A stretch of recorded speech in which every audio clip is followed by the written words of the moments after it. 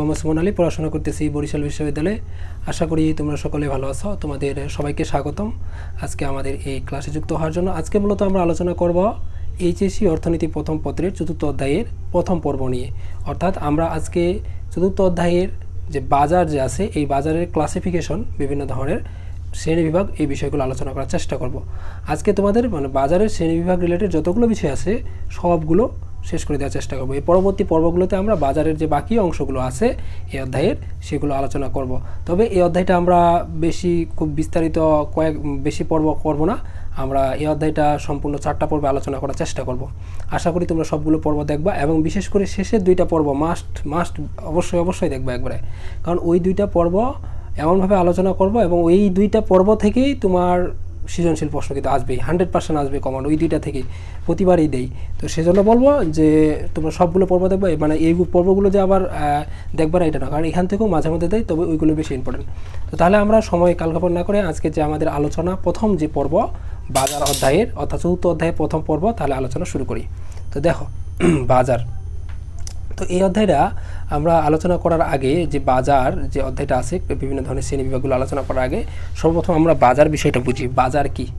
আমরা অনেকেই কিন্তু বিষয়টা বুঝতে পারি না যে বাজার জিনিসটা তারা মূলত কি বোঝায়, অর্থাৎ বাজার বিষয়টা আমরা বুঝতে পারি না। সর্বপ্রথম আমরা এটা আগে বোঝার ট্রাই করবো। বাজার মানে শব্দ বাজার দ্বারা কী বোঝায়? আমরা নর্মালি কিন্তু বাজার দ্বারা বুঝি একটা বিষয়, কিন্তু বাস্তবে কিন্তু বাজার দ্বারা বোঝায় অন্য একটা বিষয়। যেমন তোমাদের দেখাই যে বাজার বলতে আমরা মূলত কোনো একটা স্থানকে বুঝে থাকি, কিন্তু যে এখানে একটা জায়গা আছে, এই জায়গায় বিভিন্ন পণ্যদ্রব্য বিক্রি হয়, তার মানে এটা একটা বাজার। কিন্তু অর্থনীতি ভাষায় সেটা কিন্তু কখনো বাজার নেই। অর্থনীতি ভাষায় বাজার বিষয়টা একটু আলাদা, অর্থাৎ অর্থনীতি ভাষায় বাজার কোনো স্থানকে মূলত বোঝাবে না। আমরা যেমন স্থানকে নির্দেশ করি যে এই স্থানে একটা কোনো হচ্ছে, কোনো পণ্যদ্রব্য বেচাকেনা হচ্ছে, সেটা একটা বাজার। কিন্তু অর্থনীতি ভাষায় স্থানটাকে গুরুত্ব দিবে না, গুরুত্ব দিবে হলো দ্রব্যটাকে, অর্থাৎ দ্রব্যটাকে কেন্দ্র করে মূলত অর্থনীতি ভাষায় বাজারটা হয়ে থাকে। অর্থাৎ আমরা অর্থনীতি ভাষায় যদি বলি যে বাজার বলতে অর্থনীতিতে কোনো স্থানকে বোঝায় না, বরং কোনো দ্রব্যকে বোঝায় যা ক্রেতা বিক্রেতার প্রত্যক্ষ ও পরোক্ষ প্রতিযোগিতার মাধ্যমে একটি নির্ধারিত দামে ক্রয় বিক্রয় হয়, যেটা একটু আগে বললাম। অর্থাৎ অর্থনীতিতে বাজার বলতে কখনো নির্দিষ্ট কোনো একটা স্থান যে রয়েছে সেই স্থানটাকে বোঝাবে না, বরঞ্চ অর্থনীতি ভাষায় বাজার বলতে সেই পণ্য বা দ্রব্যটাকে বোঝাবে যেটা ক্রেতা বিক্রেতা প্রত্যক্ষ বা পরোক্ষ দর কষাকষি বা প্রতিযোগিতার ভিত্তিতে একটা নির্দিষ্ট দামটা নির্দিষ্ট দামে কিন্তু কী হবে ক্রয় বিক্রয় করা হয়, আর এটাকে মূলত কী বলা হয়? বাজার বলা হয়। আশা করি বিষয়টা বুঝতে পারছো। এটা কিন্তু একবার যে 2022-23 শিক্ষাবর্ষে কিন্তু তোমরা যে দেখো এটা কিন্তু গুচ্ছ প্রশ্নটা আসছিল, অনেক জায়গায় আসে। এই অর্থনীতি থেকে তোমাদের কিন্তু বিভিন্ন ধরনের বিশ্ববিদ্যালয় ভর্তি প্রস্তুতি থেকে বিভিন্ন প্রতিযোগিতামূলক পরীক্ষায় কিন্তু প্রশ্ন দেয়। তো সেজন্য এই বিষয়গুলো কিন্তু খুব ভালো করে তোমাকে গুরুত্ব সহকারে পড়তে হবে। তো দেখো এখন আমরা বাজারে বিভিন্ন ধরনের ক্লাসিফিকেশনগুলো দেখব। বাজারে বিভিন্ন ধরনের শ্রেণী বিন্যাস রয়েছে, অনেকগুলো বিভিন্ন ক্যাটাগরিতে বাজারগুলোকে ভাগ করা হয়েছে। তো দেখো আমরা যদি বাজারের শ্রেণী বিন্যাসের মধ্যে যাই, সর্বপ্রথম আমরা প্রথমে একবার দেখো যে বাজারের শ্রেণীবিন্যাসগুলোর মধ্যে কী কী হইতে পারে, এরপর আমরা বিস্তারিত আলোচনা করতেছি। যেমন আয়তন ও পরিধির ভিত্তিতে বাজার মূলত 3 ধরনের হয়ে থাকে। এক নম্বর হলো স্থানীয় বাজার, জাতীয় বাজার, আন্তর্জাতিক বাজার। আর সময়ের ভিত্তিতে বাজার হয়ে থাকে 4 ধরনের। এটা হলো অতি স্বল্পকালীন, দীর্ঘকালীন এবং অতি দীর্ঘকালীন বাজার। আর প্রতিযোগিতার ভিত্তিতে বাজার মূলত 2 ধরনের হয়ে থাকে। একটা হলো পূর্ণ প্রতিযোগিতামূলক বাজার, আর একটা হলো অপূর্ণ প্রতিযোগিতামূলক বাজার। আর অপূর্ণ প্রতিযোগিতামূলক বাজারকে আবার কয়েকটা ভাগে ভাগ করা যায়, যেমন একচেটিয়া বাজার, একচেটিয়া প্রতিযোগিতামূলক বাজার, ডুওপলি বাজার, অলিগোপলি বাজার, মনোপশ্রেণী বাজার, ডুওপশ্রেণী বাজার, দ্বিপাক্ষিক একচেটিয়া বাজার। এগুলো ছিল মূলত হলো সবগুলো এই যে ক্লাসিফিকেশন এই বাজারের। এখন আমরা প্রত্যেকটা ধরে তোমাদের বিস্তারিত আলোচনা করব। এখন এই প্রত্যেকটা বিষয় তোমাদের কিন্তু ভালো করে পড়তে হবে। অনেক সময় এখান থেকেও সৃজনশীল আসা দেখা গেছে যে এই ক্লাসিফিকেশন বিভিন্ন ধরনের আছে না প্রকারভেদগুলো, এগুলো থেকেও অনেক সময় সৃজনশীল আসছে, তবে কম আসছে আর কি, খুব বেশি একটা আসে নাই, কারণ এখান থেকে খুব কম দেয়, কারণ এটা তো সবাই ব্যাখ্যা করতে পারে এবং ইজিলি কিন্তু এগুলো অ্যান্সার করা দেয়, এই জন্য।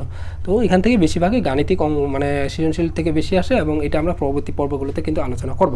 তো এখন এই বিষয়টা, এই যে আমাদের বিভিন্ন ধরনের যে প্রকারভেদগুলো আমরা দেখলাম, এটা আরও ভালোভাবে সুন্দরভাবে যাতে আমরা বুঝতে পারি, এই জন্য কিছু বিষয় তোমাদের এই ওয়ার্ড মিনিংগুলো জানতে হবে, অর্থাৎ এই শব্দের অর্থগুলো তোমাদের জেনে রাখতে হবে। এগুলো কেন জানতে হবে তোমরা যখন একটু পরে আলোচনা করবো তখনই বুঝবা এগুলো মুখস্থ করার ফলটা কী। যেমন মনো মানে হলো এক, এগুলো মুখস্থ করে না, আমার সাথে সাথে পড়ো, আমি যেভাবে বলতেছি সবাই পড়ো, এগুলো কিন্তু তোমাদের মুখস্থ করতে হবে। এগুলো মুখস্থ করলে তোমরা এইখানকার অনেকে এইগুলো বৈশিষ্ট্যগুলো মুখস্থ করো, বিভিন্ন ধরনের এইটার মানে এই মানে হাবি যাবে অনেক কিছু মুখস্থ করো। তোমরা যদি এগুলো মুখস্থ করো, আমি কিন্তু জাস্ট এটা মুখস্থ রাখছিলাম, এখান থেকে প্রশ্ন এমনিতেই দিয়ে দিছি, মানে যেটাই দিছে আমি এইগুলো মনে রেখে এগুলোর প্রেক্ষাপটে দিয়ে দিছি। কীভাবে দিব তোমাদের ট্রিক্সটা আমি কিন্তু পরবর্তীতে বলবো, কিন্তু জাস্ট শেষ পর্যন্ত থাকো, দেখো যখন এই টপিকটা এখানে আসবো তখন কিন্তু এগুলো ধরে ধরে দেখাই দিব একবারে। তো দেখো এগুলো কিন্তু সব মনে রাখবা, এই যে মুখস্থ করবা, বিশেষ করে এই ছকটা, এটা কিন্তু বাদ দিবা না একবারে, মাস্ট বি অবশ্যই। দেখো মনো মানে হলো 1, তারপর ডুও মানে হলো কি 2, অলিগো মানে হলো মুষ্টিমেয় বা স্বল্প সংখ্যক। অলিগো মানে কি মুষ্টিমেয় বা স্বল্প সংখ্যক, মানে বেশি না আবার খুব কমও না, মানে মাঝামাঝি টাইপের এরকম। পলি মানে হলো বিক্রেতা, শনি মানে হলো কি ক্রেতা। আবার বলছি মোনো মানে হলো কি 1, ডুও মানে কি 2, তারপর অলিগো মানে কি মুষ্টিমেয়, পলি মানে হলো কি বিক্রেতা, শনি মানে হলো কি ক্রেতা। আশা করি তোমাদের মেমোরাইজ হয়েছে। এরপরে দেখো আমাদের এখন প্রত্যেকটা যে প্রকারভেদগুলো যেগুলো দেখলাম, এখন প্রত্যেকটা একটু বিস্তারিত আলোচনা করার চেষ্টা করি। প্রথমে আয়তন অনুসারে যে বাজার রয়েছে, 3 ধরনের বাজার। সর্বপ্রথম আমরা এটা আগে ধারণা নিই। দেখো আয়তন বা পরিধির ভিত্তিতে বাজার 3 প্রকার। আয়তন বা পরিধি বলতে কি, মানে কতটুকু সীমানা পর্যন্ত এটা বিস্তৃত। একটা যে বাজার রয়েছে, এই যে এলাকা কতটুকু এলাকা পর্যন্ত এটা বিস্তৃত, এটার উপর নির্ভর করে এটাকে মূলত 3 ধরনের ভাগে ভাগ করা যায়। মানে কতটুকু এলাকা পর্যন্ত এটা বিস্তৃত রয়েছে এই বাজারটা, এটার উপর ভিত্তি করে মূলত এটাকে ভাগ করা হয়েছে। তো তার মধ্যে প্রথমে যেটা রয়েছে সেটা হলো স্থানীয় বাজার। স্থানীয় বাজার কোনটা? দেখো কোনো পণ্যের স্থানীয় মানে বুঝি আমরা কোনো একটা কি স্থান ভেদে যে বাজারগুলো, এলাকা ভেদে বাজারগুলো, এক এক এলাকায় এক এক ধরনের পণ্যের বাজার জনপ্রিয় না? অবশ্যই। মানে কোনো এলাকায় দেখবা যে এই এলাকার জন্য এই পণ্যটা সবচেয়ে বেশি জনপ্রিয়, অন্য এলাকায় আরেক পণ্য সবচেয়ে বেশি জনপ্রিয়, এরকম যে ওই পণ্য কেন্দ্রিক যে বাজারটা সেটাকে স্থানীয় বাজার বলা হয়। তো একটু যদি ভালোভাবে বলতে যাই যে কোনো পণ্যের বাজার একটি নির্দিষ্ট এলাকা বা সীমানা বা অঞ্চলের মধ্যে সীমাবদ্ধ থাকলে তাকে স্থানীয় বাজার বলে। যেমন আমরা বিভিন্ন ধরনের শাকসবজির বাজার দেখি, তা মাছের বাজার, এগুলো কিন্তু কোনো স্থান ভেদে হয়ে থাকে বিভিন্ন ধরনের এলাকার, এই জন্য এগুলোকে কী বলা হয়? স্থানীয় বাজার বলা হয়। এরপর হলো কি জাতীয় বাজার। জাতীয় মানে কি আমরা বুঝি, জাতীয় মানে কি একটা দেশের যে কোনো কিছু যখন বিষয়গুলো আলোচনা করা হয় তখন সেটা জাতীয় বলা হয়। জাতীয় মানে কি পুরো দেশ, আমরা ন্যাশনালিটি বলি না, জাতীয়তা কি বাংলাদেশি, মানে পুরো দেশটাকেই তখন রিপ্রেজেন্ট করে। তো এরকম যখন জাতীয় জিনিসটা যখনই আসবে, জাতীয় মানে পুরো দেশটাকেই মূলত বোঝাবে আর কি। তো এই জন্য জাতীয় বাজার বলতে আমাদের পুরো দেশব্যাপী যে বাজারটা বিস্তৃত, এরকম যে বাজার, এরকম পণ্যের যে বাজার, সেটাকে মূলত জাতীয় বাজার বলা হয়। অর্থাৎ যেসব পণ্যের বাজার দেশব্যাপী বিস্তৃত হয়, মানে পুরো দেশব্যাপী রয়েছে, তাকে জাতীয় বাজার বলে। যেমন বিভিন্ন ধরনের আমাদের দেশীয় যে বস্ত্র শিল্পগুলো রয়েছে, বিভিন্ন ধরনের কাপড় চোপড়ের জন্য এই শিল্পগুলো রয়েছে, তারপর আসবাবপত্র বিভিন্ন ধরনের বাজার রয়েছে, এগুলো যে রয়েছে এগুলো সব আমরা জাতীয় বাজারের মধ্যে অন্তর্ভুক্ত করতে পারি। এরপরে আমাদের হলো আন্তর্জাতিক বাজার। আন্তর্জাতিক বাজার কোনটা? দেখো আন্তর্জাতিক বাজার হলো, আমরা জানি কথাটার মধ্যে কিন্তু আছে, জাতীয় মানে কি একটা দেশ, শুধু দেশের মধ্যে সীমাবদ্ধ। জাতীয়, আন্তর্জাতিক মানে কি ওই দেশের বাইরে পুরো বিশ্বব্যাপী, মানে ওটা নির্দিষ্ট কোনো গণ্ডি নেই, সারা পৃথিবীর যে কোনো জায়গা থেকে এই যে বাজারটা এটা লেনদেন হতে পারে পণ্যটার, মানে এই বাজারের ক্ষেত্রে মূলত পণ্যটাই প্রধান। অর্থাৎ এই আন্তর্জাতিক বাজারের ক্ষেত্রে পণ্যটা শুধু নির্দিষ্ট দেশের মধ্যে নয়, নির্দিষ্ট স্থানের মধ্যে না, এটা পুরো বিশ্বব্যাপী এটা আদান প্রদান হতে পারে। অর্থাৎ আন্তর্জাতিক বাজার বলা যেতে পারে যদি কোনো পণ্যের বাজার দেশের মধ্যে সীমাবদ্ধ না থেকে বিশ্বব্যাপী বিস্তৃত হয়, তবে তাকে কি বলা হয়? আন্তর্জাতিক বাজার বলা হয়। মানে কোনো একটা নির্দিষ্ট অঞ্চলের জন্য সীমাবদ্ধ না, এরকম মানে পুরো বিশ্বব্যাপী, পুরো দেশব্যাপী, এরকম দেশব্যাপী হতে পারে, পুরো বিশ্বব্যাপী হতে পারে, মানে এটা শুধু নির্দিষ্ট কোনো অঞ্চলের জন্য সীমাবদ্ধ থাকবে না এই বাজারের ক্ষেত্রে আর কি। তো এরপরে দেখো আমাদের এটা গেল আয়তন বা পরিধির ভিত্তিতে বাজার মূলত আমরা আলোচনা করলাম। এরপরে আমাদের আছে সময়ের ভিত্তিতে বাজার। কিসের ভিত্তিতে? সময়। আমরা কিন্তু এখন সময়ের পর নির্ভর করে বাজারকে আলোচনা করব। সময়ের পর নির্ভর করে বাজারকে মূলত 4 ভাগে ভাগ করা হয়। সময়ের পর বলতে কীরকম বিষয়টা? দেখো আমাদের কিন্তু যে কোনো বাজারের একটা সময় থাকে, লিমিটেশন থাকে। যে কোনো বাজার দেখি যে 1 দিন থাকে, কোনো বাজার দেখি যে 1 সপ্তাহ থাকে, কোনো বাজার দেখি 1 মাস, কোনো বাজার দেখি যে সব সময় ওই বাজারটা থাকে, ওই বাজারটা অল টাইম চলতে থাকে, ওই পণ্যের বাজার কখনো শেষ হয় না। এরকম কিন্তু যে সময়ের উপর ভিত্তি করে এই বাজারটাকে কয়েকটা ভাগে বিভিন্নভাবে ক্লাসিফিকেশন আমরা দেখতে পাই। তার মধ্যে প্রথম যেটা হচ্ছে অতি স্বল্পকালীন, তারপর হলো স্বল্পকালীন, তারপর হলো দীর্ঘকালীন, এরপর আছে অতি দীর্ঘকালীন বাজার। তো সর্বপ্রথম আমরা যে বিষয়টা জানবো সেটা হলো অতি স্বল্পকালীন বাজার। অতি স্বল্পকালীন বাজার কোনটা? যে বাজারে মূলত স্থায়ীকাল এত কম যে এ সময়ের মধ্যে পণ্যের যোগানের কোনো পরিবর্তন সম্ভব হয় না, তাকে অতি স্বল্পকালীন বাজার বলা হয়। অর্থাৎ আমরা বলতে পারি যে বাজারে চাহিদার সাথে যোগানের কোনো সম্পর্ক নির্ণয় করা সম্ভব নয়। অর্থাৎ আমরা অতি স্বল্পকালীন বাজারের ক্ষেত্রে এই বিষয়টা লক্ষ্য করতে পারবো যে একটা মানুষের যে অনুযায়ী চাহিদা হবে সেই অনুযায়ী এখানে যোগান দেওয়া মূলত সম্ভব হবে না, যেটা অতি স্বল্পকালীন। মনে করো তোমার একটা যে উদাহরণ দিই বিষয়টা, তাহলে খুব সুন্দরভাবে বুঝতে পারবা। মনে করো তোমার এলাকায় একটা মেলা হচ্ছে, মনে করো পয়লা বৈশাখে উদাহরণটা দিলাম। মনে করো পয়লা বৈশাখের সময় এই একটা তোমার মেলা হয়েছে। এখন এই মেলাটাতে হচ্ছে, এই মেলাটা মনে করো সর্বোচ্চ কয়দিন থাকে বলো তো? সর্বোচ্চ কিন্তু একদিন থাকে। এখন একদিনে তোমার মনে করো তুমি ওইখানে কোনো একটা পণ্য বিক্রি করবা। পণ্যের মধ্যে যদি ধরি, মনে করো তুমি পিঠা বিক্রি করবা, কথার কথা বলতেছি, জাস্ট একটা উদাহরণ। মনে করো কি, তুমি এখানে লিখে দিচ্ছি, মনে করো তুমি কি পিঠা দিলাম, তুমি মনে করো পিঠা বিক্রি করবা। এখন তুমি পিঠা, তুমি জন্য কাঁচামাল তোমার যা লাগে প্রয়োজনীয় দ্রব্য সামগ্রী সেটা নিলা, এবং তুমি মানে একটা টার্গেট রাখলা যে তোমার 100 পিঠা তুমি বিক্রি করবা। কত পিঠা? 100 পিঠা বিক্রি করবা, কথার কথা বলেছি, জাস্ট উদাহরণ এটা বোঝার জন্য। 100 পিঠা তুমি মনে করো বিক্রি করবা। এখন 100 পিঠা বিক্রি তুমি করবা, তুমি সবগুলো রেডি করে নিয়ে গেলা বাজারে, বাজারে বলতে সেই মেলায় নিয়ে গিয়ে দেখলা যে তোমার 100 পিঠা 1 ঘন্টার মধ্যেই শেষ। কত ঘন্টা? 1 ঘন্টার মধ্যেই তোমার 100 পিঠা বিক্রি করা শেষ। এখন তোমার মেলা তো শুধু 1 ঘন্টা না, মেলা তো প্রায় তোমার সারা রাত চলবে, প্রায় তোমার ওই দিন অনেক মানে প্রায় 7-8 ঘন্টা কিন্তু চলে, কিন্তু একটা বিকালকার টাইম সম্পূর্ণ থেকে শুরু করে অনেকক্ষণ থাকে। তো তোমার কিন্তু 1 ঘন্টায় কিন্তু শেষ সেই মেলা, মানে খাবার দাবার যেটা ছিল। তো এখন এই বাজারটাই হচ্ছে অতি স্বল্পকালীন বাজার। অর্থাৎ তোমার এখন চাইলেও কিন্তু তুমি কি করতে পারবে না, তোমার যে বিভিন্ন ধরনের প্রয়োজনীয় যে কাঁচামালগুলো যেগুলো দরকার সেগুলো কিন্তু নিয়ে আসতে পারবে না, নিয়ে এসে আবার সেগুলো তৈরি করে সেগুলো আবার পিঠা বানিয়ে মানুষদের কাছে কিন্তু সেগুলো সাপ্লাই করা সম্ভব না। কেন সম্ভব না? এগুলো করতে গেলে তোমার আবার 4-5 ঘন্টা লাগবে বা আরও বেশি সময় লাগবে। তো এতটুকু সময়ের মধ্যে তো আবার এদিকে মেলাটা শেষ হয়ে যাবে।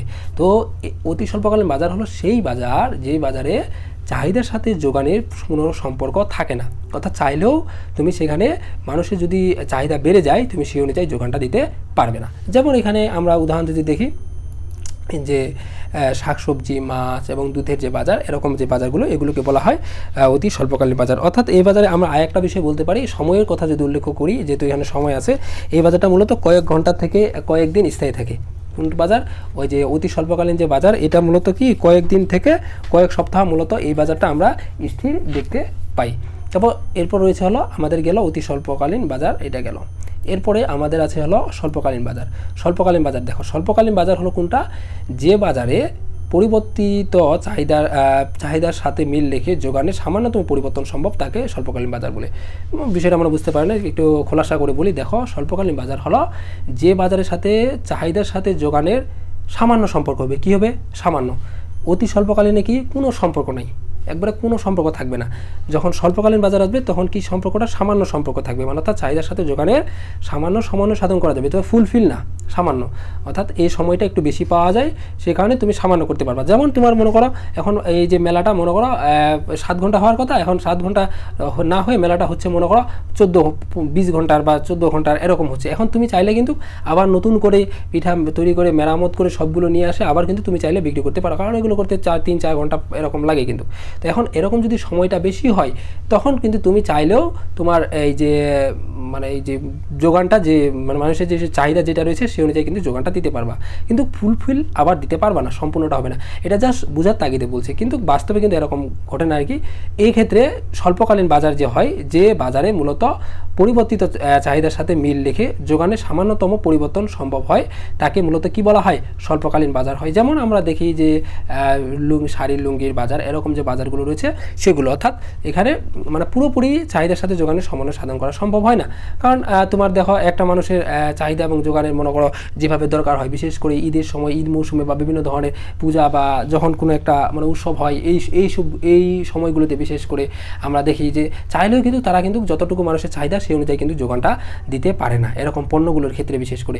তো সম্ভব হয় না, কারণ সময়টা কিন্তু অনেক কম থাকে। তো হলেও চেষ্টা করে কিছুটা হলেও পূরণ করে, কিন্তু সম্পূর্ণটুকু সেই অবস্থাটা, চাহিদাটা পূরণ করতে কিন্তু পারে না। তো এই জন্য বলছি স্বল্পকালীন বাজারের উদাহরণ শাড়ি, লুঙ্গি, এরকম যে বাজারগুলো রয়েছে সেগুলো, অর্থাৎ চাহিদার সাথে যোগানের সামান্য সম্পর্ক থাকবে। কি থাকবে? সামান্য সম্পর্ক, ফুলফিল সম্পর্ক থাকবে না। অর্থাৎ এক্ষেত্রে আমরা বলতে পারি এই বাজারটা মূলত আমাদের কয়েক সপ্তাহ স্থির থাকে। কোনটা? স্বল্পকালীন বাজারটা আমাদের কয়েক সপ্তাহ স্থির থাকে। এরপরে আমাদের রয়েছে 3 নম্বর হলো দীর্ঘকালীন বাজার। দীর্ঘকালীন বাজার কোনটা? দেখো, যে বাজারে চাহিদার সাথে যোগানের পুরোপুরি সমন্বয় হবে। অতি স্বল্পকালীনে কি চাহিদার সাথে যোগানের কোনো সম্পর্ক নেই, স্বল্পকালীনে চাহিদার সাথে যোগানের সামান্য, আর দীর্ঘকালীনে কি চাহিদার সাথে যোগানের ফুলফিল সম্পর্ক থাকবে। অর্থাৎ মানুষের যত চাহিদা হোক না কেন, এই অতি দীর্ঘকালীন বাজারে সে সম্পূর্ণ চাহিদাটা পূরণ করতে পারবে। কেন পারবে? কারণ এখানে সময়টা অনেক থাকবে। এখন তোমাকে কথা বললাম যে জাস্ট একটা উদাহরণ তাগিদে একটা বলতেছি, মনে করো আমার 10টা বিল্ডিং লাগবে, ঠিক আছে 10টা বিল্ডিং লাগবে, কিন্তু এখন 10টা বিল্ডিংয়ের জন্য আমি তোমাকে বললাম যে আমার 5 বছরের মধ্যে 10টা বিল্ডিং লাগবে, ইজিলি কিন্তু 5 বছরের মধ্যে 10টা কিন্তু বিল্ডিং তৈরি করে দেওয়া যাবে। তো এই জন্য দীর্ঘকালীন বাজারের ক্ষেত্রে এরকম বিষয়টা বলা যায় যে বাজারে চাহিদার সাথে যোগানের সম্পূর্ণ সমন্বয় সাধন করা যাবে, মানে তোমার চাহিদা যতটুকু আছে সেই অনুযায়ী যোগানটা দেওয়া যাবে, কোনো প্রবলেম হবে না। এরকম যে বাজারগুলো রয়েছে সেগুলো বাজারগুলো বলা হয় দীর্ঘকালীন বাজার। যেমন বিভিন্ন ধরনের আসবাবপত্রের যে বাজারগুলো রয়েছে, আমরা বিভিন্ন যে দৈনন্দিন যে বিভিন্ন ধরনের আসবাবপত্র বা পণ্যদ্রব্য যেগুলো ব্যবহার করি, এরকম যে বাজারগুলো সেগুলোকে মূলত দীর্ঘকালীন বাজার বলা হয়। এরপরে রয়েছে দেখো অতি দীর্ঘকালীন বাজার। অতি দীর্ঘকালীন বাজার কোনটা? যে বাজারে স্থিতিকাল অতি দীর্ঘ। দীর্ঘকালীন বাজার তো আছে, তার মানে অতি দীর্ঘকালীন কী হবে? জাস্ট একটাই পরিবর্তন।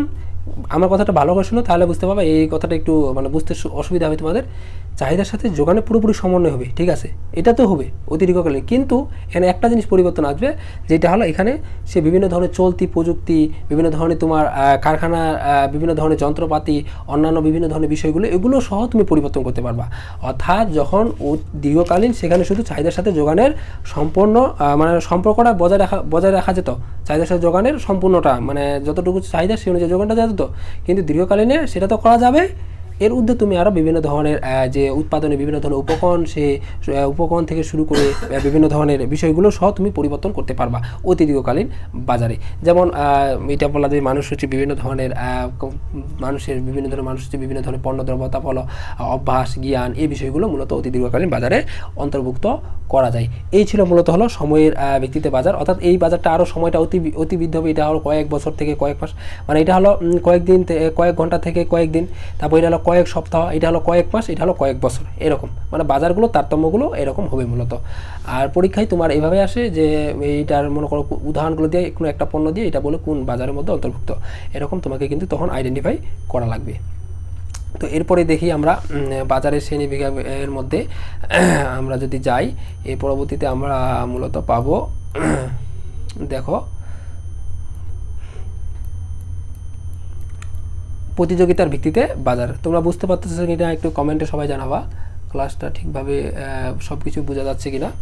তো এরপরে দেখো আমাদের প্রতিযোগিতার ভিত্তিতে বাজার, এরপরে আমরা আলোচনা করব। আমাদের কিন্তু দুইটা শেষ, একটা হলো সীমানা ভিত্তিতে কতটুকু এলাকা বিস্তৃত বাজারগুলো, এটার ভিত্তিতে আলোচনা করছি। এরপরে আমরা আলোচনা করছি মূলত হলো সময়ের ভিত্তিতে বাজার। এরপরে আর এটা আছে, এটা দিয়ে মূলত আমাদের আলোচনা শেষ হয়ে যাবে, প্রতিযোগিতার ভিত্তিতে বাজার। এবং এটা কিন্তু অনেকগুলো এখানকার মধ্যে অন্তর্ভুক্ত টপিক আছে প্রতিযোগিতার ভিত্তিতে যে বাজারের বিষয়ের মধ্যে। দেখো প্রতিযোগিতার ভিত্তিতে বাজার মূলত আমরা কয় ভাগে দেখি? প্রতিযোগিতার বাজার মূলত আমরা দুই ভাগে দেখতে পাই, মূলত দুই ভাগে, কিন্তু এটার ভিতরে আরও অনেকগুলো আমরা টপিক পাবো। একটা হলো পূর্ণ প্রতিযোগিতামূলক বাজার, আর একটা হলো কি অপূর্ণ প্রতিযোগিতামূলক বাজার। এই পূর্ণ এবং অপূর্ণ প্রতিযোগিতামূলক বাজার, এই বিষয়টা কিন্তু আমরা যখন তৃতীয় অধ্যায়ে আলোচনা করছিলাম তখন কিন্তু তোমাদের একবার বিস্তারিত বলছি পূর্ণ প্রতিযোগিতামূলক বাজার কি এবং অপূর্ণ প্রতিযোগিতামূলক বাজার কি, একবার খুব সুন্দরভাবে আলোচনা করছে। কিন্তু ওইখানে যারা খুব ভালোভাবে ক্লাসগুলো করছে তাদের কিন্তু এখানে আশা করি বোঝার কোনো সমস্যা হওয়ার কথা না।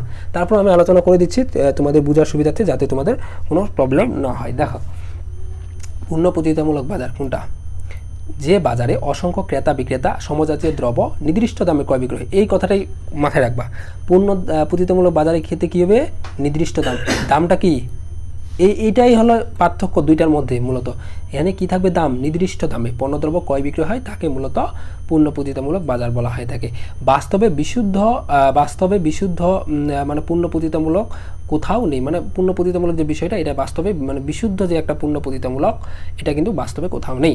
এখন এই বিষয়টার মধ্যে তোমরা মনে রাখবা, পূর্ণ প্রতিযোগিতামূলক বাজারের ক্ষেত্রে একটা নির্দিষ্ট দামে হবে, কিন্তু অপূর্ণ ক্ষেত্রে কিন্তু নির্দিষ্ট দাম না। পূর্ণ প্রতিযোগিতামূলক বাজারে যেমন আমরা দেখলাম একটা নির্দিষ্ট দামে পণ্যদ্রব্য ক্রয় বিক্রয় হবে, অপূর্ণ ক্ষেত্রে হবে তার উল্টা, আবার ওইটা অনির্দিষ্ট দামে বা বিভিন্ন দামে। অর্থাৎ এখানে দর কষাকষি হবে, তাহলে যে ক্রেতা বিক্রেতা প্রত্যক্ষ মানে সরাসরি মানে দামের ভিত্তিতে তারা পণ্যদ্রব্য ক্রয় বিক্রয় করবে, তারা কখনো একটা নির্দিষ্ট দামে পণ্যদ্রব্য ক্রয় বিক্রয় করবে না। তো এই বিষয়টাই আমরা এখানে লক্ষ্য করতে পারতেছি, যে বলা হয়েছে যে পূর্ণ প্রতিযোগিতামূলক বাজারে একটা নির্দিষ্ট দামে থাকবে। এবং পূর্ণ প্রতিযোগিতামূলক বাজারে যদি আমরা কয়েকটা বৈশিষ্ট্য লক্ষ্য করি, এই বৈশিষ্ট্যগুলো আমরা দেখতে পাবো যে কী কী বৈশিষ্ট্যগুলো রয়েছে। এই বৈশিষ্ট্যগুলো কিন্তু তোমার মাথায় রাখতে হবে, বুঝছো?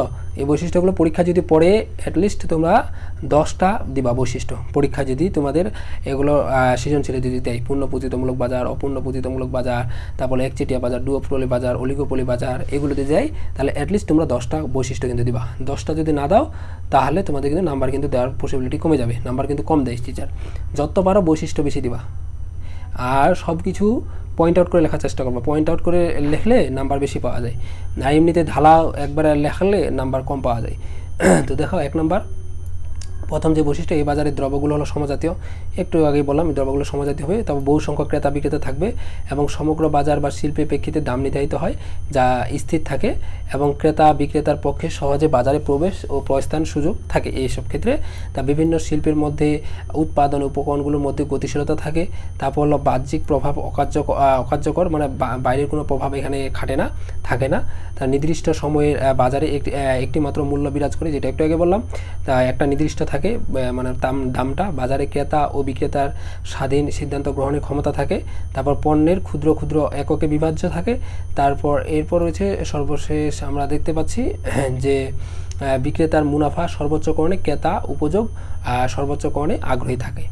এছাড়া এই বাজারে মোট আয় সরলরৈখিক মূলবিন্দুগামী এবং গড় আয় AR, প্রান্তিক আয় MR এবং P পরস্পর সমান হয়। এখন এইটা অনেকের মধ্যে প্রশ্ন হবে যে AR সমান সমান MR সমান সমান P, অর্থাৎ প্রান্তিক আয় এবং মার্জিনাল আয় যেটা গড় আয়, প্রান্তিক আয় এবং দাম তিনটা কেন সমান হবে এখানে পূর্ণ প্রতিযোগিতামূলক বাজারে। এখন এটা যে প্রশ্ন করবে তার জন্য আমি বলবো তৃতীয় অধ্যায়ের শেষের পর্বটা দেখবা। তৃতীয় অধ্যায় শেষের পর্বে মূলত আমরা এগুলো সবগুলো একবারে আলোচনা করছি। ওইখানে চিত্র সহ দেখাইছি যে AR MR এবং P তিনটার মান একই কেন, কীভাবে একই আসলো, কেন বা একই হবে এবং একই কীভাবে হবে, একবার সূচি চিত্র সবগুলো ওই তৃতীয় অধ্যায়ে আলোচনা করা হয়েছে। তো সেই জন্য আগে সর্বপ্রথম তোমরা তৃতীয় অধ্যায়ে সেগুলো দেখবা, দেখে তারপরে এই অধ্যায়টা দেখবা। কারণ ওইটা যদি তোমরা না দেখো তাহলে কিন্তু অনেক গ্যাপ হয়ে যাবে। কারণ ওই চিত্রগুলো কীভাবে অঙ্কন করতে হয়, কোনটা কী কীরকম, ওই মানে সেই পর্বটা দেখলে এখানে তোমার বুঝতে সুবিধা হবে, নতুবা কিন্তু তোমার জন্য কঠিন হয়ে যাবে বিষয়টা। তো এই জন্য এই বিষয়গুলো এটা ছিল। তো এরপর হলো আমাদের গেল পূর্ণ প্রতিযোগিতামূলক বাজার, এরপর আসলে হলো অপূর্ণ প্রতিযোগিতামূলক বাজার। দেখো অপূর্ণ প্রতিযোগিতামূলক বাজার হলো যে বাজারে ক্রেতা ও বিক্রেতার সংখ্যা কখনো কম কখনো বেশি, কখনো বেশি হতে পারে কখনো কম হতে পারে, নির্দিষ্ট না যে একটা নির্দিষ্ট ফিক্স থাকবে এরকম না। এবং পণ্যের প্রধানত দেখা যায় তা অপূর্ণ প্রতিযোগিতামূলক বাজার। এবং এখানে হলো দামটা কি অনির্দিষ্ট দাম, যেটা একটু আগে বললাম।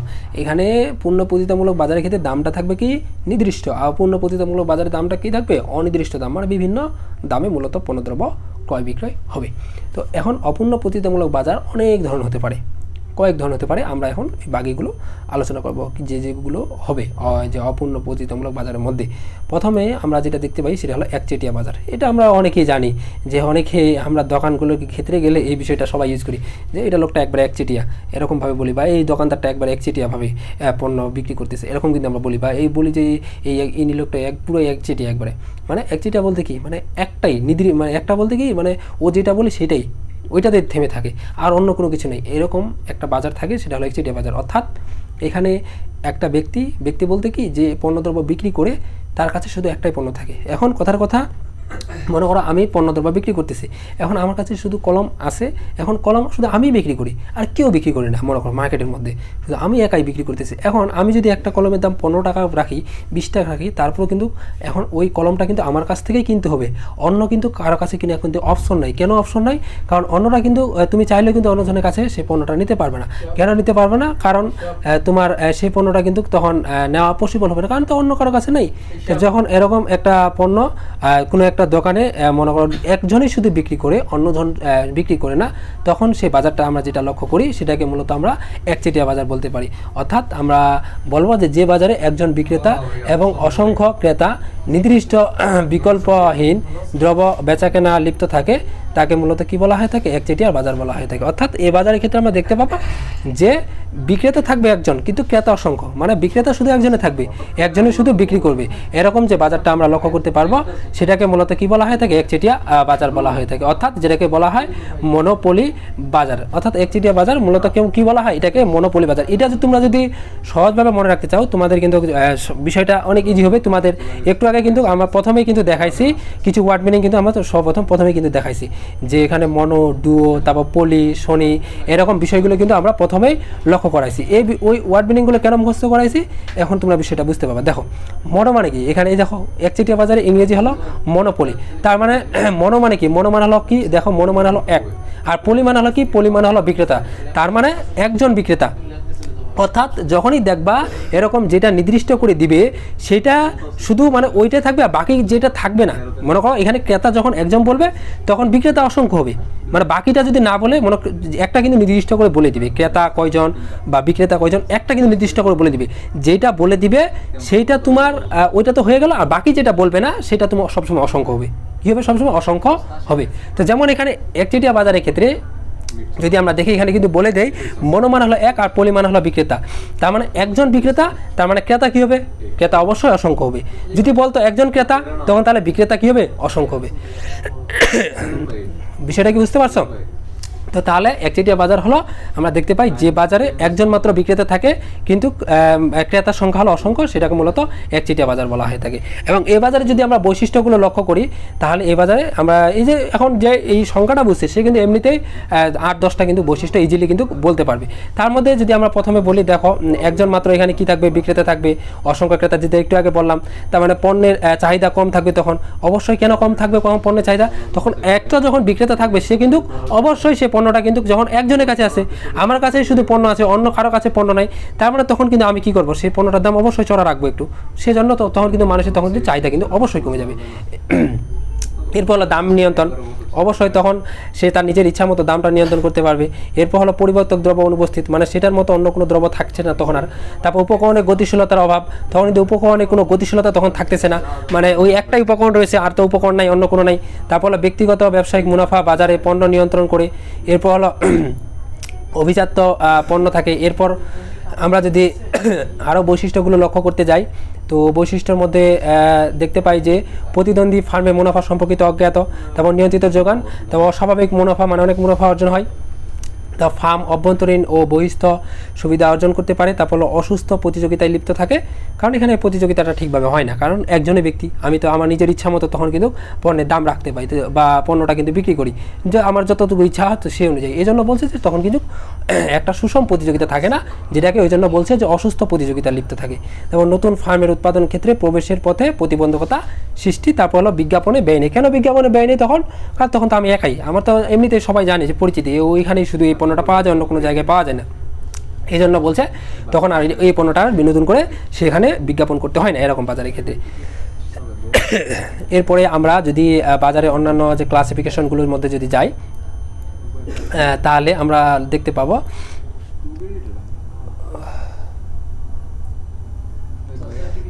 দেখো যে বাজারের মধ্যে আরও যেগুলো রয়েছে যে একচেটিয়া প্রতিযোগিতামূলক বাজার। দেখো অনেকে এই বিষয়টা কনফিউশন খেয়ে যাবে যে একচেটিয়া বাজার এবং একচেটিয়া প্রতিযোগিতামূলক বাজার আমরা তো এটা মানে আলাদা করতে পারতেছি না, দুইটার মধ্যে পার্থক্য সৃষ্টি করতে পারতেছি না, যে একচেটিয়া বাজার এবং একচেটিয়া প্রতিযোগিতামূলক বাজার বিষয়টা দুইটা প্রায় কিন্তু একই না, দুইটা কিন্তু আলাদা। একচেটিয়া বাজার এবং একচেটিয়া প্রতিযোগিতামূলক বাজার দুইটা কিন্তু দুই ধরনের।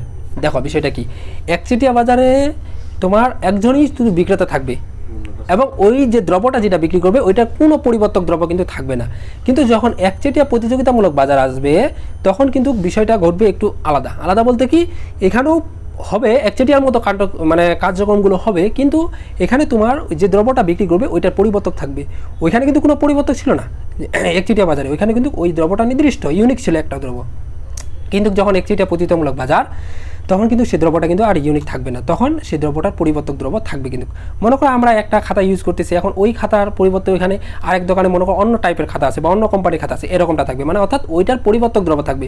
ওইটাই যে নিতে হবে এরকমটা না, ওইটার পরিবর্তে আমরা অন্যটা দিয়ে সেই কাজটা চালা দিতে পারবো, এটা কিন্তু পরিবর্তক দ্রব্য। আমরা কিন্তু এটা আরও ডিটেলসে তোমাদের আলোচনা করছি যখন দ্বিতীয় অধ্যায় পড়ছিলাম, পরিবর্তক দ্রব্য, পরিপূরক দ্রব্য, এই বিষয়গুলো। তো একচেটিয়া প্রতিযোগিতামূলক বাজার হলো তাহলে যে বাজারে বহু সংখ্যক বহু সংখ্যক বিক্রেতা সম্পূর্ণ এক না হলেও প্রায় একই ধরনের দ্রব্য বিক্রয় করে, তখন তাকে একচেটিয়া প্রতিযোগিতামূলক বাজার বলা হয়ে থাকে। যেমন সাবান এরকম, মানে এটা বিভিন্ন ধরনের দ্রব্যগুলো হতে পারে। অর্থাৎ একচেটিয়া প্রতিযোগিতামূলক বাজার মূলত আমরা বলতে পারি যে বাজারে তাহলে বহু সংখ্যক, মানে বেশিও না আবার খুব কমও না, এরকম বিষয়টা। মানে মোটামুটি একটা তোমার বিক্রেতা থাকবে এবং এটার ভিত্তিতে পণ্যদ্রব্য বিক্রিত হবে এবং এখানে পরিবর্তক দ্রব্য বিদ্যমান থাকবে। সেগুলো মূলত হলো একচেটিয়া প্রতিযোগিতামূলক বাজার। দেখো একচেটিয়া প্রতিযোগিতামূলক বাজারে যদি আমরা বৈশিষ্ট্যগুলো লক্ষ্য করি তাহলে এই বাজারে আমরা যে বৈশিষ্ট্যগুলো দেখতে পাবো তা হলো একজন মাত্র বিক্রেতা থাকবে এই বাজারে, তারপর পণ্যের চাহিদা কম থাকবে, তারপর হলো দামের উপর নিয়ন্ত্রণ থাকবে, তার পরিবর্তক দ্রব্য অনুপস্থিত থাকবে, তারপর উপকরণে গতিশীলতার অভাব থাকবে, তার ব্যক্তিগত ব্যবসায়িক সুনাম বাজারে পণ্য নিয়ন্ত্রণ করে, তারপর অভিজাত্য পণ্য থাকবে, তারপর প্রতিদ্বন্দ্বী ফার্মের মুনাফা সম্পর্কিত অজ্ঞতা থাকবে, তারপর নিয়ন্ত্রিত যোগান থাকবে, তারপর অস্বাভাবিক মুনাফা থাকবে। তো এই ছিল মূলত আমাদের এই বাজার সম্পর্কে একচেটিয়া প্রতিযোগিতামূলক বাজার সম্পর্কে। তো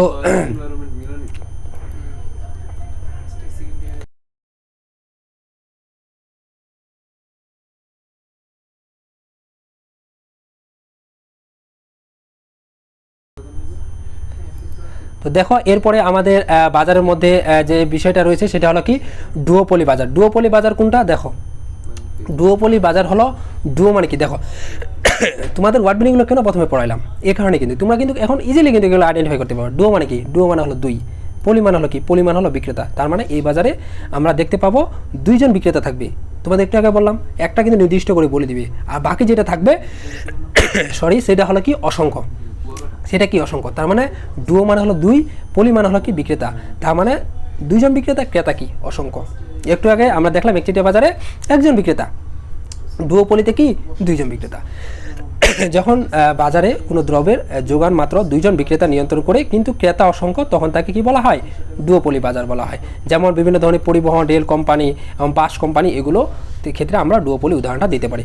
এসব বাজারে যে বৈশিষ্ট্যগুলো আমরা লক্ষ্য করি সেটা হলো বিক্রেতা থাকবে দুইজন, ক্রেতা থাকবে কি অসংখ্য, তারপর হলো বিক্রেতার সংখ্যা বৃদ্ধি পাবে না, মানে বিক্রেতা ওই দুজনে থাকবে কিন্তু ক্রেতা তোমার অসংখ্য হতে পারে, ক্রেতা তোমার 3 জন হতে পারে, 5 জন হতে, 10 জন, 100 জন এরকম হতে পারে, ক্রেতা অসংখ্য থাকতে পারে।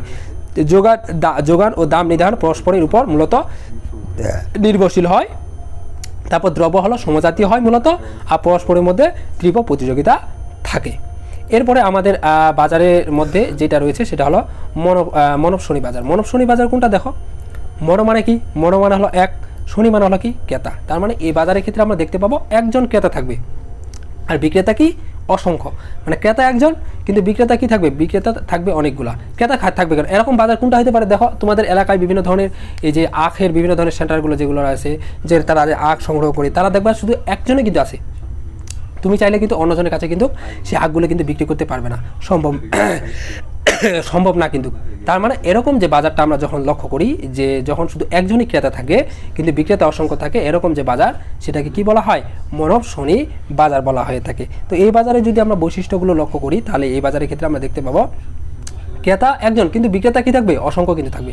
তোমাদের একটু আগে যেটা কিন্তু বলছি, মানে একটা কিন্তু তোমার নির্দিষ্ট করে দিবে আর বাকিটা তোমার অসংখ্য থাকবে।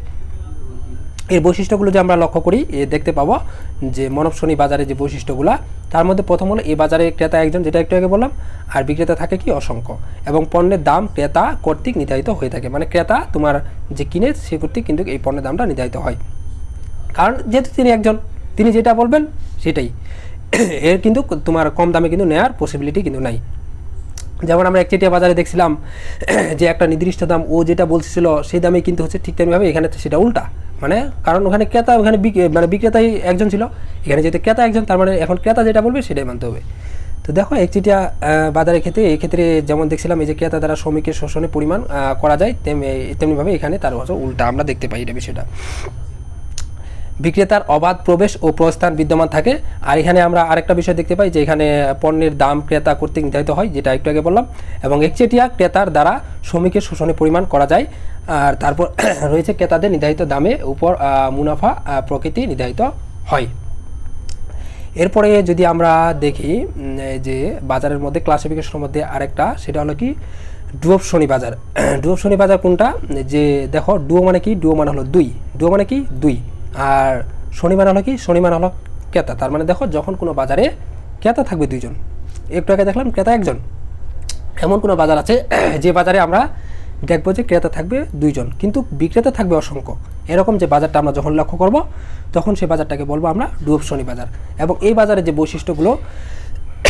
বৈশিষ্ট্যগুলো আমরা যদি লক্ষ্য করি তাহলে দেখতে পাবো যে ক্রেতা থাকবে দুইজন কিন্তু বিক্রেতা থাকবে কি অসংখ্য, যেটা একটু আগে বললাম যে যেটা একটা নির্দিষ্ট কিন্তু বলেই দিবি, আর বাকি যেটা থাকবে সেটা অসংখ্য। তার মানে ক্রেতা দুইজন আর বিক্রেতা হলো কি অসংখ্য। ক্রেতা আধিপত্য থাকায় ক্রেতার যোগ সাজনে মূলত পণ্যের দাম নির্ধারিত হয়। কারণ যেহেতু তারা কম, ওই জন্য তাদের কথাটাই এখানে গুরুত্ব বেশি থাকে। তো এরপরে বৈশিষ্ট্যগুলোর মধ্যে যদি আমরা বাকি অংশগুলো দেখতে যাই, তো বাকি অংশগুলোর মধ্যে এরপর আমাদের যে বাজারটা রয়েছে সেটা হলো অলিগোপলি বাজার। অলিগোপলি বাজার কোনটা দেখো, তোমাদের আর কয়েকটা শুধু বাজারের ক্লাসিফিকেশন আছে। তো দেখো অলিগোপলি বাজার, অলিগো দেখো ওয়ার্ড মিনিং তোমাদের কিন্তু ওইটাই মাথায় রাখতে হবে ভালোভাবে, ওইটা যে রাখতে পারবে সে এমনিতে অনেকগুলো কিন্তু উত্তর করতে পারবে। অলিগো মানে কি? অলিগো মানে হলো তোমাদের প্রথমে বলছি মুষ্টিমেয়, আর পলি মানে হলো কি বিক্রেতা। তার মানে যে বাজারে মুষ্টিমেয় বিক্রেতা থাকবে, মুষ্টিমেয় বলতে কি খুব বেশিও না খুব কমও না, একটা মোটামুটি থাকবে, এরকম যে বাজারটা সেটাকে মূলত বলা হয়ে থাকে অলিগোপলি বাজার, অর্থাৎ মুষ্টিমেয় বিক্রেতার বাজার। মানে খুব কমও না খুব বেশি না, মোটামুটি একটা বিক্রেতার যে বাজার থাকে তখন তাকে অলিগোপলি বাজার বলা হয়ে থাকে। অলিগোপলি যে বাজার রয়েছে এই বাজারে যদি আমরা বৈশিষ্ট্যগুলো লক্ষ্য করি, তাহলে এই বাজারের বৈশিষ্ট্যগুলোর মধ্যে আমরা দেখতে পাবো যে স্বল্প সংখ্যক আমাদের বিক্রেতা থাকবে এবং বিক্রেতাদের মধ্যে পারস্পরিক নির্ভরশীলতা প্রায় বিদ্যমান থাকবে। এরপর বিক্রেতাদের আচরণ প্রায় একচেটিয়া প্রকৃতির এবং বিজ্ঞাপন এর একটি বিষয়টি মানে গুরুত্বপূর্ণ এখানে প্রভাব রাখবে এবং একজন বিক্রেতার সিদ্ধান্ত অন্যজনকে প্রভাবিত করবে। এরপর স্বাধীন দাম নীতি অনুপস্থিত, দাম নেতৃত্ব বিদ্যমান। তা বিক্রেতাদের গড় আয় রেখা বা চাহিদা রেখা অনিশ্চিত প্রকৃতির। প্রযুক্তিগত বাধার কারণে এই বাজারে নতুন ফার্মের প্রবেশে বাধা বিদ্যমান। তো আমার একটু সমস্যা আছে কথা বলতে, এই জন্য তোমরা একটু মানে আমার সাথে বিষয়টা একটু মানিয়ে নিও আর কি, কারণ আমার একটু স্বাস্থ্যগত সমস্যা, তো আশা করি তোমরা বিষয়টা বুঝবা। তো এরপর রয়েছে হলো দ্বিপাক্ষিক একচেটিয়া বাজার। দেখো দ্বিপাক্ষিক একচেটিয়া বাজার হলো যে বাজারে একজন মাত্র ক্রেতা এবং একজন বিক্রেতা থাকে তখন তাকে দ্বিপাক্ষিক একচেটিয়া বাজার বলা হয়। অর্থাৎ এই বাজারের ক্ষেত্রে আমরা দেখতে পাবো দ্বিপাক্ষিক একচেটিয়া বাজারের ক্ষেত্রে একজন ক্রেতা থাকবে এবং একজন বিক্রেতা থাকবে। যেমন আমরা বিভিন্ন ধরনের জমি ক্ষেত্রে এই বিষয়টা লক্ষ্য করতে পারি, জমি মূলত বিক্রেতা থাকে একজন আর ক্রেতা থাকে একজন। তো এরকম যখন আমরা কোনো বাজার লক্ষ্য করতে পারবো তখন তাকে মূলত কি বলা হয়? দ্বিপাক্ষিক একচেটিয়া বাজার। তো এই ছিল মূলত আমাদের আজকের প্রথম পর্ব। অর্থাৎ আজকে আমরা চেষ্টা করলাম তোমাদের সামনে বাজার রিলেটেড সবগুলো বিষয় আলোচনা করার, অর্থাৎ বাজারের ক্লাসিফিকেশনের যেগুলো ছিল মোটামুটি সবগুলো আলোচনা করার। এর পরবর্তীতে যদিও বাজারের আর দুইটা প্রকারভেদ আছে, মুদ্রা বাজার বা মূলধন বাজার, এগুলো আমরা পরবর্তী পর্বে আলোচনা করব। তো আজকের পর্বটা এখানেই শেষ করতেছি, পরবর্তী পর্ব দেখার আমন্ত্রণ জানিয়ে ততক্ষণ পর্যন্ত সবাই ভালো থাকবা, সুস্থ থাকবা। দেখা হবে তোমাদের সাথে পরবর্তীতে নতুন কোনো পর্বে নতুন কোনো টপিক নিয়ে। আসসালামু আলাইকুম।